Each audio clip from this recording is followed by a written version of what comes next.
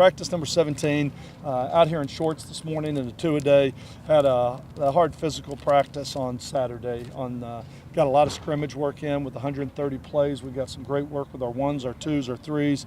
Got some good situational work where we're just trying to get this team ready for game-like conditions. Again, got an opportunity this morning to come out here and get a little 2-minute drill in, just trying to do all we can to teach them. We've talked about a lot of the inexperience that's out here and getting them to understand that looking at the clock, knowing the situation, down and distance, and everything on how you play. So like the effort, like the attitude, like the way they're working right now, we just got to keep coming. I made the comment after the scrimmage, we're just not as consistent as we need to be as a football team, and that's what we've tried to do, polishing some things up yesterday on Sunday in shorts, and then today going through a 2-a-day, just trying to polish some things up. We'll get some good work in full pads again tonight under the lights at 7 o'clock.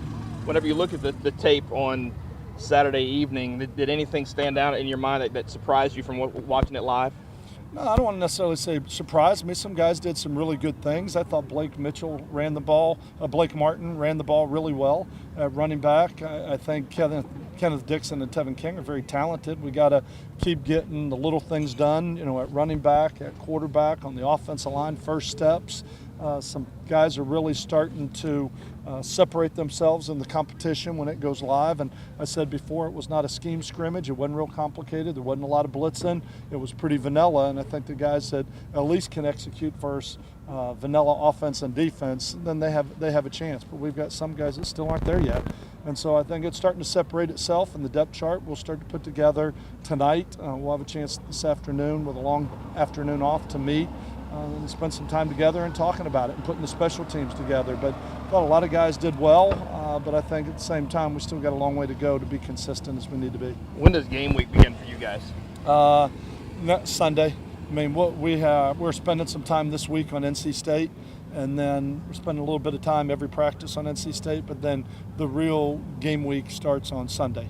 We'll go through this week. We have a 2-a-day today, a 2-a-day Wednesday, and then we'll have a scrimmage Friday.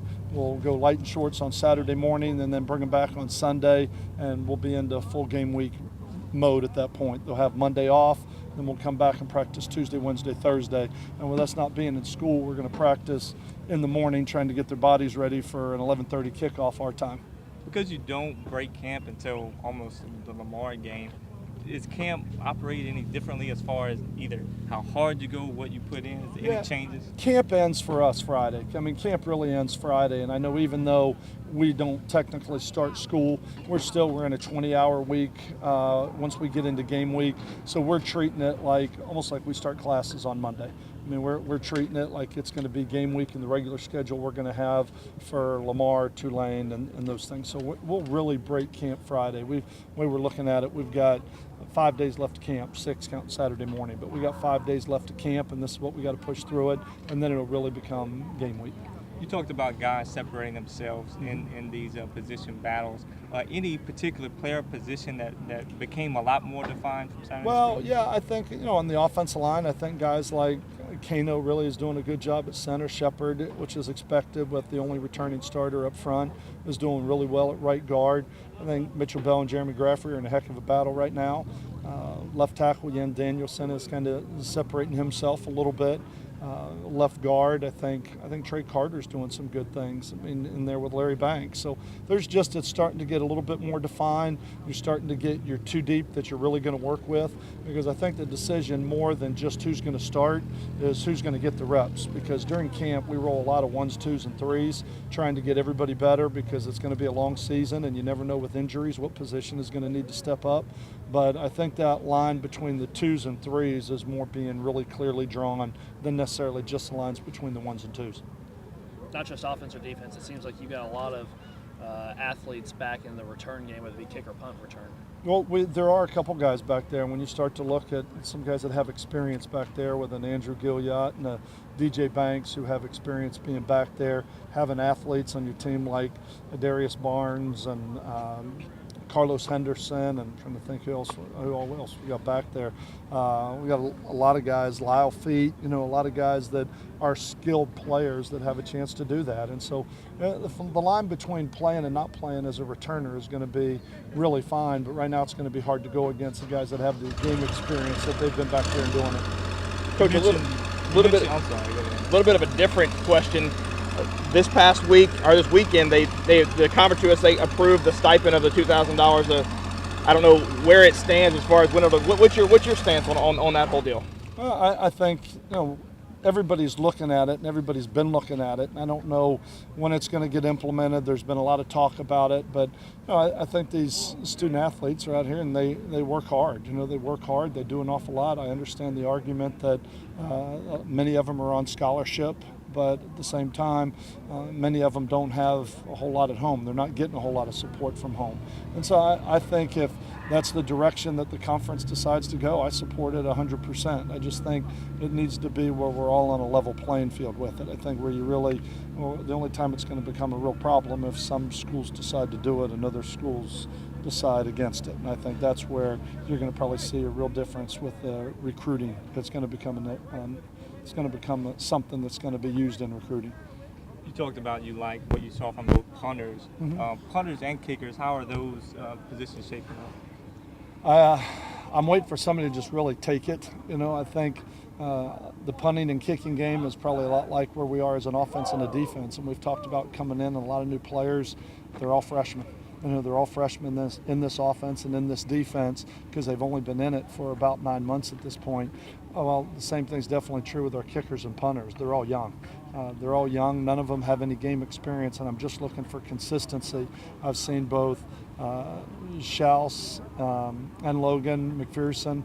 I've seen them boom balls where they're kicking them 55 yards, and I've seen them, take them 20 yards off the side of their foot. So I think the consistency is just what I'm looking for, and the same thing in the field goals. And to this point, those decisions haven't been answered. What did you see on tape from the quarterbacks as you evaluated over the past? I think what we talked about after the scrimmage, I think for the most part they did a pretty decent job of protecting the ball when they threw it. But the ball's still, I'm going to say, we're not as secure with the ball as we need to be. Ryan Higgins ran the ball an awful lot in the pocket, leaving the pocket, loose with the ball, things like that. Coaching is trying to eliminate a turnover before it happens. Anybody can watch it hit the ground and say you can't fumble. But when the quarterback starts to run and he's still got the ball in his hand, things like that concern me a little bit still with Ryan. But I think they're both getting better. I think they understand what we're asking them to do and make sure that they can run the offense and not get us beat right now and not turn the ball over and fumble the ball and throw interceptions and take sacks. And I think Scotty's got a pretty good grasp on that right now. What did you see in the secondary on tape? There was 133 plays run, and there were a couple big plays that were made on the perimeter. Richie Casey made one. Connor Smith made one in the end zone. DJ Banks made one in the end zone. We made some one-on-one jump balls, but for the most part, I thought the defense did a pretty good job of keeping the ball in front of them, and they really weren't challenged. The scrimmage was predominantly zone defense, base defense, which was keep the ball in front of you. We wanted to evaluate the way we tackled, and I thought we tackled pretty well. That's always your concern going into an opening game, is how well are you going to tackle. And I thought for a first scrimmage, they did a pretty good job, and we did a nice job of tackling in open space. We've got to win a couple more of those one-on-one situations, and I think we'll start to see more of that as we can start to see a little bit more one high, three deep in man coverage where the corners are going to be a little bit more challenged. But everything Saturday was pretty much a two-shell where keep the ball in front of us. Anything else? How does Ryan's mobility in the pocket play into the competition? What he brings, kind of a different aspect than Scotty? Yeah, he definitely does, and he utilizes it. He's just got to get smart with it. If you're going to run the ball, you just got to protect it. And I think Ryan's doing a better job of not putting the ball in danger. Some of the mistakes that he was making early, and I think Ryan's mistake is he tries to do too much. He's an athletic quarterback. He's got a strong arm, and sometimes he probably tries to do a little bit too much, fit something in a little bit tighter area.